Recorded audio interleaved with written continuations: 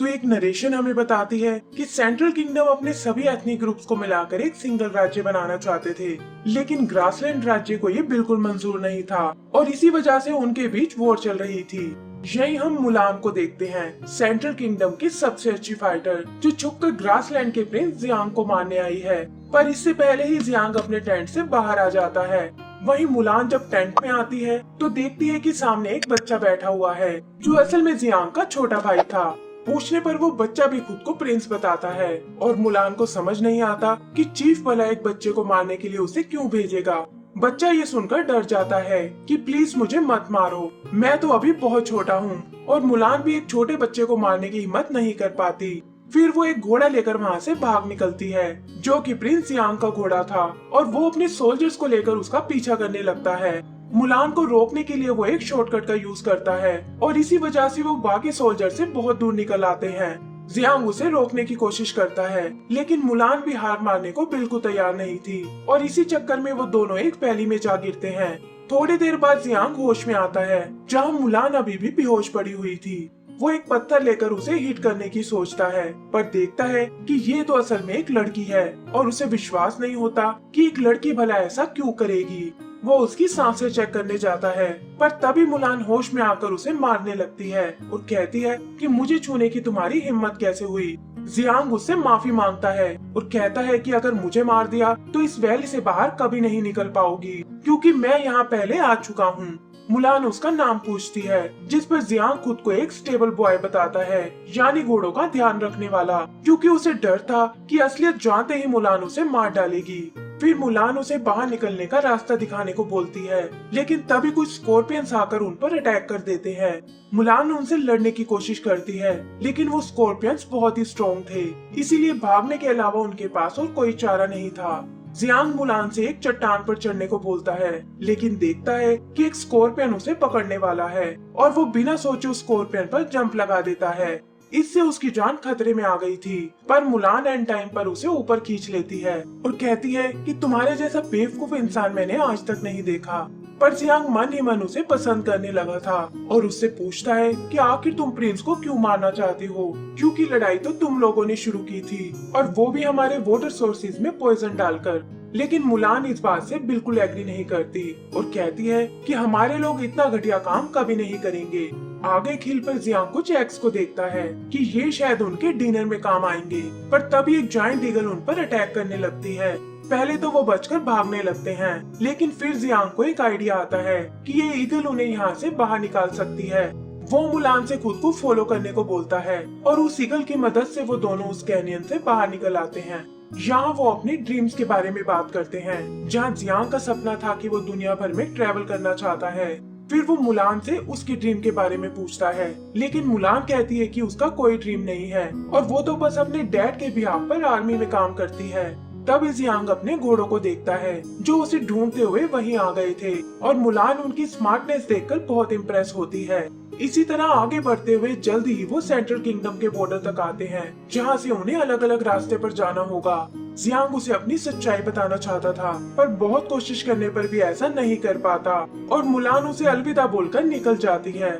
Chief palace में उसका wait कर रहा था, पर मुलान बताती है कि वो अपने मिशन में फेल हो गई है। चीफ उसे रिलैक्स होने को बोलता है कि मैं जानता हूँ कि ये मिशन बहुत ही टफ था और जल्द ही तुम्हें दूसरा चांस दिया जाएगा। पर उनका आर्मी कमांडर इस फेलियर से बहुत नाराज था और वहाँ आकर मुलान की इंसल्ट करने लगता है। वो कहता है कि तुमसे अच्छे तो तुम्हारे डैड ही थे, लेकिन ना जाने वो डर के मारे कहाँ चुक गए हैं। मुलान अपने डैड की इंसल्ट बर्दाश्त नहीं कर पाती। वो कहती है कि मुझे आप जो चाहे सजा दे सकते हो, लेकिन मेरे डैड को बीच में लाने की कोई जरूरत नहीं है। चीफ मुलान को बचाने की कोशिश करता है कि ये हमारा सबसे अच्छा सोल्जर है, लेकिन कमांडर को ये बदतमीजी बिल्कुल पसंद नहीं आती। वो मुलान को कैद करने का ऑर्डर देता है। वहीं जियांग भी कैंप में वापस आ गया था और अपने भाई को मुलान के बारे में बताता है कि वो किलर असल में एक लड़की थी और कैसे उन दोनों ने कितने खतरों का सामना किया। जियांग का कमांडर उसे बदला लेने को बोलता है कि हमें सेंट्रल किंगडम पर अटैक कर देना चाहिए, लेकिन जियांग मना कर देता है और कहता है कि पहले तुम जाकर एक लेडी टेलर को ढूंढ कर लाओ। और ये सुनकर कमांडर कंफ्यूज हो जाता है। उधर मुलान जेल में अपने वेपन को देखती है जिसे उसके डैड ने उसे दिया था और कहा था कि अब अपनी फैमिली के सम्मान की रक्षा तुम्हें ही करनी होगी। तभी जियांग का घोड़ा वहाँ आता है जो उसे अपने साथ ले जाने आया था। पहले तो मुलान उसे मना कर देती है, लेकिन फिर वो दोनों जेल तोड़कर भाग निकलते हैं। यहाँ पता चलता है कि जियांग उसके लिए एक ड्रेस लेकर आया है और उसके जिद करने पर मुलान उसे पहनकर दिखाती है। उसे ये ड्रेस बहुत पसंद आती है क्योंकि पहले उसने कभी खुद को ऐसे रूप में नहीं देखा था। यहाँ वो फाइनली अपना ड्रीम बताती है कि उसका मन भी दुनिया घूमने का है जहाँ वो नीडी लोगों की मदद कर सके। लेकिन पहले उसे अपने फैमिली को प्राउड फील कराना है क्योंकि लोग उन्हें डरपोक समझते हैं। उधर कमांडर को उसके भागने का पता चल गया था, लेकिन चीफ उसे शांत कर लेता है और कहता है कि फिलहाल हमारे पास मुलान से भी ज्यादा बड़ी प्रॉब्लम है और वो है ग्रासलैंड। वो उन पर अटैक करने का सुझाव देता है, जिस पर कमांडर कहता है कि चाहता तो मैं भी यही हूँ, लेकिन किंग ने फिलहाल किसी भी अटैक के लिए साफ मना किया है। वहीं जियांग मुलान को एक प्रपोजल देता है कि क्यों ना हम एक साथ दुनिया घूमें, लेकिन मुलान का कहना था कि वो दुश्मन राज्यों से है और जब तक ये मैटर सॉल्व नहीं हो जाता तब तक वो एक साथ नहीं आ सकते। जियांग उसे प्रॉमिस करता है कि जल्द ही वो इस लड़ाई को खत्म कर देगा और मुलान वापस अपने सेल में आ जाती है। इसके बाद जियांग सीधा अपने डैड के पास जाता है और उन्हें समझाता है कि लड़ाई करने से कोई फायदा नहीं है और अगर उसकी और मुलान की शादी हो जाए तो दोनों राज्यों में शांति आ जाएगी। पहले तो उसके डैड बहुत नाराज होते हैं पर फिर अपने लोगों की भलाई के लिए मान जाते हैं। जियांग तुरंत मुलान को एक लेटर लिखता है जिसमें उसने अपनी सारी सच्चाई बता दी थी, लेकिन एक अनजान आदमी उस लेटर को जला देता है और उसकी जगह जियांग को एक फेक रिप्लाई भेजता है कि सेंट्रल किंगडम को इस प्रपोजल में कोई इंटरेस्ट नहीं है। जियांग को लगता है कि मुलान की जान खतरे में है और वो अपनी आर्मी से तैयारी करने को बोलता है कि हम सेंट्रल किंगडम पर अटैक करने वाले हैं। उधर मुलान की नजर एक आदमी पर जाती है जो कि एक बैंडिट से बचकर भाग रहा था और ये देखकर वो उसकी मदद करने की सोचती है। पता चलता है कि इस बैंडिट का नाम लोन वुल्फ है जिसे इस आदमी को मारने का कॉन्ट्रैक्ट मिला है, लेकिन मुलान बीच में आकर उसे बचा लेती है और खुद उस बैंडिट का मुकाबला करने लगती है। बैंडिट पूछती है कि तुम्हें पता भी है कि वो आदमी कौन था, जिस पर मुलान कहती है कि जरूर वो कोई इनोसेंट आदमी ही होगा और मैं तुम्हें उसे नहीं मारने दूंगी। ये कहकर वो फिर से लड़ने लगते हैं पर मुलान बैंडिट के सामने कमजोर पड़ रही थी। बचने के लिए वो एक केव में आती है जहाँ किसी तरह उसने बैंडिट को घेर लिया था, पर वो लेडी उसका ध्यान भटकाकर वहाँ से भाग निकलती है।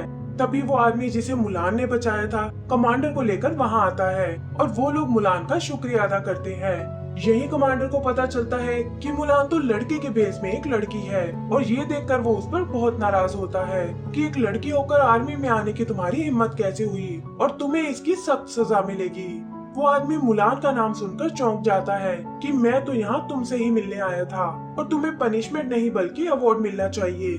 मुलान को कुछ समझ नहीं आता और तब कमांडर बताता है कि ये सेंट्रल किंगडम के प्रिंस ली हैं। फिर ली अपने आने का कारण बताता है कि ग्रासलैंड ने हमारे लिए एक प्रपोजल भेजा था कि उनका प्रिंस तुमसे शादी करना चाहता है और इस तरह हमारी दुश्मनी खत्म हो जाएगी।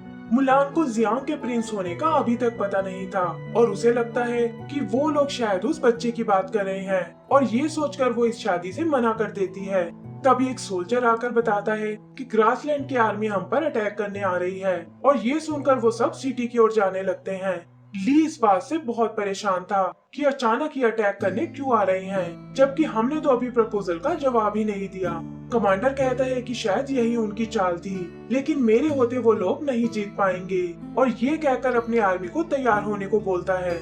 पर मुलान उसे रोक लेती है कि ये सारी प्रॉब्लम मेरी वजह से हुई है और मुझे इसे ठीक करने का एक मौका मिलना चाहिए। चीफ उसे रोकने की कोशिश करता है, लेकिन कमांडर कहता है कि ये ठीक कह रही है और इसे अपनी गलतियों को खुद ही भुगतना होगा। मुलान आगे बढ़कर उन्हें चैलेंज करती है, जहां उसका सामना जियांग से होता है और उसे पता चलता है कि वही ग्रासलैंड का असली प्रिंस है।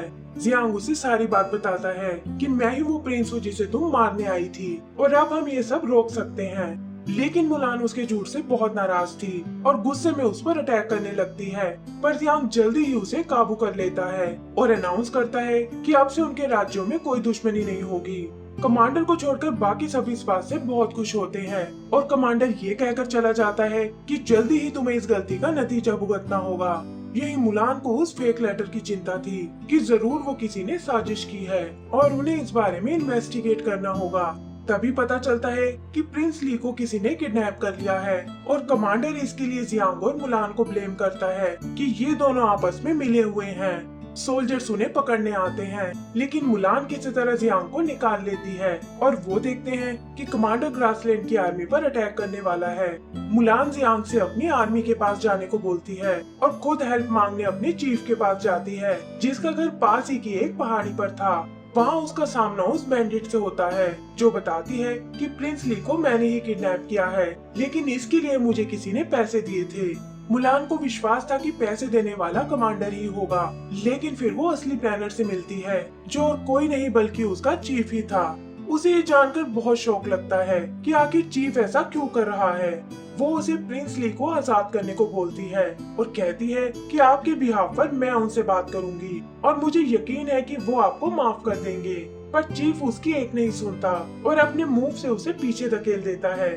यहाँ मुलान को जियांग की बात याद आती है कि कैसे किसी ने ग्रासलैंड के पानी में पॉइजन डाल दिया था और चीफ ही था जिसने उसे जियांग को मारने भेजा था।